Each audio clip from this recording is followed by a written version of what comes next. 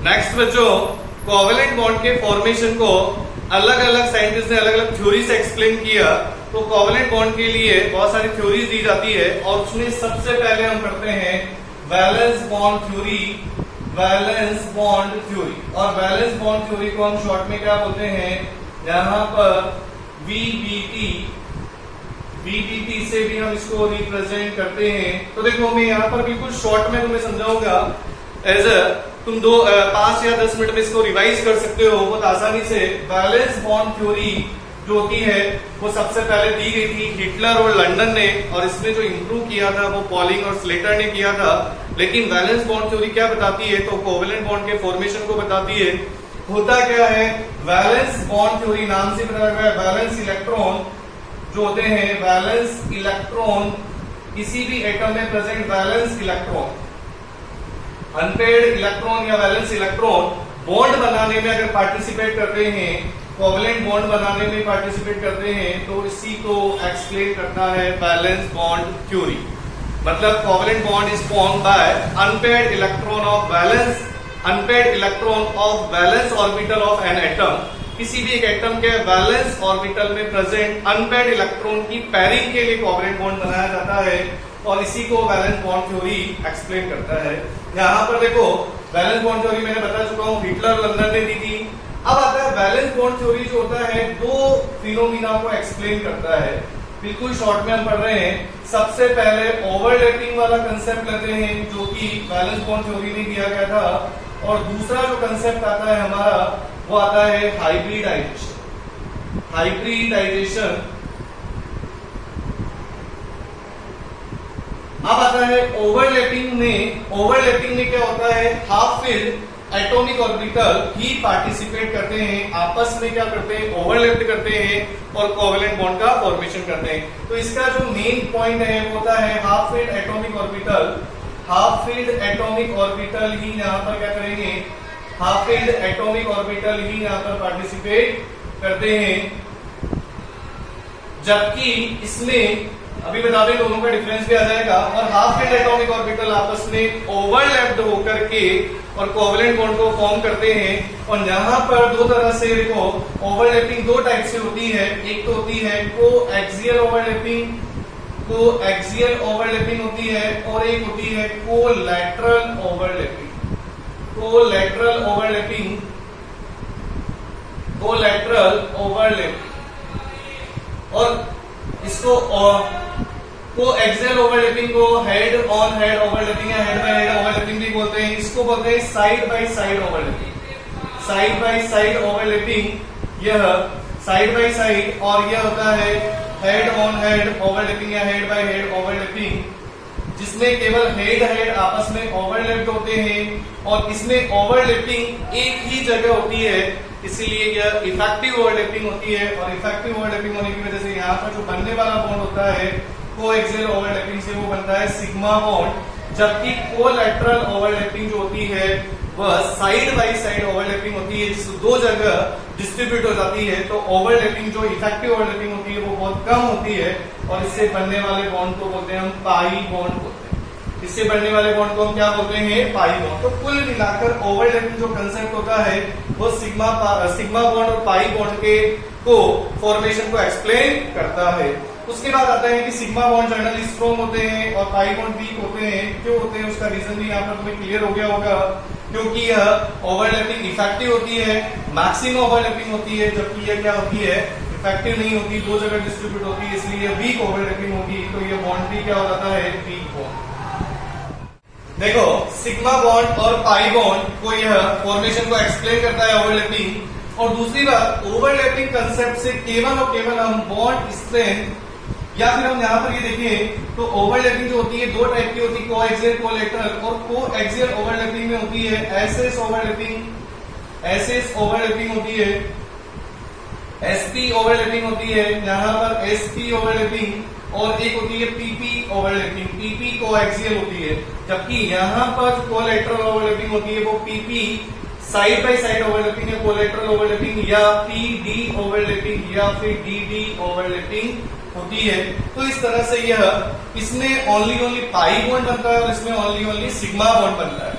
अब आता है ओवरलैपिंग जो कंसेप्ट होता है ना, वो केवल और केवल डायटोमिक मॉलिक्यूल्स में बॉन्ड स्ट्रेंथ, बॉन्ड लेंथ और बॉन्ड एनर्जी को ही एक्सप्लेन करता है, जबकि यह पॉलीएटॉमिक मॉलिक्यूल्स में क्या बोलते हैं, बॉन्ड एंगल और ज्योमेट्री को एक्सप्लेन नहीं कर पाता, इसलिए ओवरलैपिंग का कंसेप्ट क्या हो जाता है, फेल हो जाता है। अभी बताते हैं। अब आता है उसके बाद हाइब्रिडाइजेशन फिनोमिना क्यों दिया जाता है, क्योंकि पॉलीएटॉमिक मॉलिक्यूल्स में बॉन्ड एंगल और ज्योमेट्री को यह एक्सप्लेन करता है। तो बॉन्ड एंगल एंड ज्योमेट्री को यह एक्सप्लेन करने के लिए bond angle and geometry in polyatomic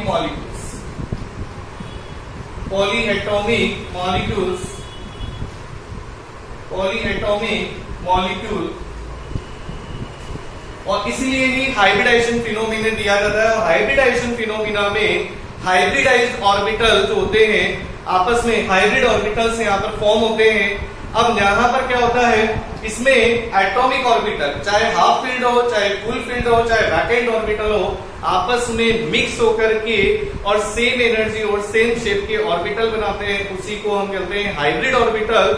और इस फिनोमिना को हम बोलते हैं हाइब्रिडाइजेशन। और हाइब्रिडाइजेशन पर्टिकुलर हमेशा मॉलिक्यूल में सेंट्रल एटम के लिए ही दिया जाता है, और जिससे सेंट्रल एटम के लिए देते हैं, जिससे सभी की bond length, bond energy, bond strength सब कुछ क्या हो, इक्वल हो, और साथ के साथ हम उसकी ज्योमेट्री और बॉन्ड एंगल को भी डिफाइन कर सके। तो इस तरह से, और हाइब्रिडाइजेशन अलग अलग होता है, जैसे हम यहाँ पर hybridised orbital sp, sp2, sp3 और यहाँ पर sp3d होता है, और sp3d2 और sp3d3 लेते हैं। और इसमें जनरली जितने ऑर्बिटल, एटॉमिक ऑर्बिटल पार्टिसिपेट करते हैं, जैसे एक s और एक p ने पार्टिसिपेट किया, तो हाइब्रिड ऑर्बिटल यहाँ पर कितने होंगे, 2 हाइब्रिड ऑर्बिटल होंगे।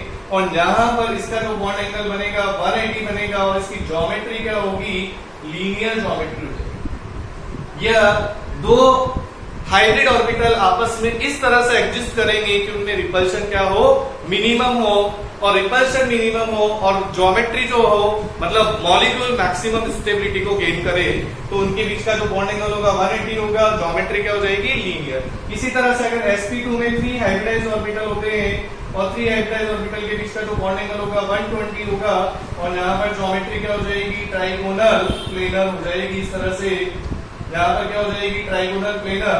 देखो मैं बना करके भी बता सकता हूँ वैसे कि एक s ने, एक p ने ऑर्बिटल पार्टिसिपेट किया, एक sp ऑर्बिटल बना, sp ऑर्बिटल आपस में इस तरह से, यहाँ पर एक s ऑर्बिटल और एक p ऑर्बिटल आपस में ओवरलैप हुए, और ओवरलैप होकर के यहाँ पर यह एक sp हाइब्रिडाइज्ड ऑर्बिटल, ये वाला पार्ट बढ़ जाएगा, और ये जिसमें ओवरलैपिंग नहीं होगी वो वाला पार्ट कम हो जाएगा। अब अगर एक s और एक p ने पार्टिसिपेट किया, तो यहाँ पर 2 sp हाइब्रिडाइज्ड ऑर्बिटल बनेंगे। अगर एक s 2 p ने पार्टिसिपेट किया तो 3 ऑर्बिटल बन जाएंगे। अगर 4 एटॉमिक ऑर्बिटल ने पार्टिसिपेट किया तो 4 हाइब्रिड ऑर्बिटल बनेंगे। इस तरह से तो यहाँ पर sp3 में 4 हाइब्रिड ऑर्बिटल बन रहे हैं, और उनके बीच का जो बॉन्ड एंगल होता है 109.28 होता है, और ज्योमेट्री जो होती है वो होती है टेट्राहाइड्रल। ज्योमेट्री क्या होती है, टेट्राहाइड्रल होती है। इसी तरह से 5 हाइब्रिडाइज्ड ऑर्बिटल, यहाँ पर बनेंगे 6 हाइब्रिडाइज्ड ऑर्बिटल। तो तुम्हें बॉन्ड एंगल पता होना चाहिए कि यहाँ पर 120 और यहाँ पर 90 डिग्री का बॉन्ड एंगल होता है, और इसकी ज्योमेट्री जो होती है वो होती है trigonal bipyramidal. Trigonal bipyramidal यहाँ पर ज्योमेट्री लेते हैं, और इसमें एक्सियल और इक्वेटोरियल वर्ड का भी हम यूज करते हैं। अब आता है 6 हाइब्रिडाइज्ड ऑर्बिटल और 7 हाइब्रिडाइज्ड ऑर्बिटल, और 6 हाइब्रिडाइज्ड ऑर्बिटल में 180 एंगल भी होता है और 90 डिग्री का एंगल भी होता है यहाँ पर। इसके बाद में आ जाते हैं यहाँ पर, इसमें भी 72 डिग्री का एंगल, 90 डिग्री का एंगल और 180 डिग्री का एंगल, तीनों एंगल मिलते हैं। और यहाँ पर इसकी ज्योमेट्री होती है ऑक्टाहेड्रल या स्क्वायर बाय पिरामिडल, यहाँ पर पेंटागोनल बाय पिरामिडल या pentagonal bipyramidal. Pentagonal bipyramidal ये ज्योमेट्री होती है भाई, यहाँ पर अच्छे से लिख लेना भाई। अब देखो ये तो हाइब्रिडाइजेशन होता है जो कि पॉलीएटॉमिक मॉलिक्यूल्स में बॉन्ड एंगल और ज्योमेट्री को एक्सप्लेन करता है, जबकि ओवरलैपिंग कंसेप्ट केवल और केवल डायटॉमिक मॉलिक्यूल्स में, जहां पर जैसे फ्लोरीन आ जाए, फ्लोरीन, क्लोरीन, ब्रोमीन तुमसे पूछा जाए, डायटोमिक मॉलिक्यूल्स में बॉन्ड स्ट्रेंथ पूछा जाए, बॉन्ड लेंथ पूछा जाए, जैसे तुमसे यहाँ पर नाइट्रोजन नाइट्रोजन के बीच का, जैसे यहाँ पर लेते हैं कार्बन कार्बन, ये बॉन्ड लेंथ है, कार्बन कार्बन है, सिलिकॉन सिलिकॉन है आगे ग्रुप में, तो इस तरह से हम यहाँ पर ज्योमेट्री और सॉरी इसमें bond length bond strength of diatomic molecule में हम ओवरलैपिंग से एक्सप्लेन करते हैं, जबकि हाइब्रिडाइजेशन से बॉन्ड एंगल और ज्योमेट्री को एक्सप्लेन करते हैं।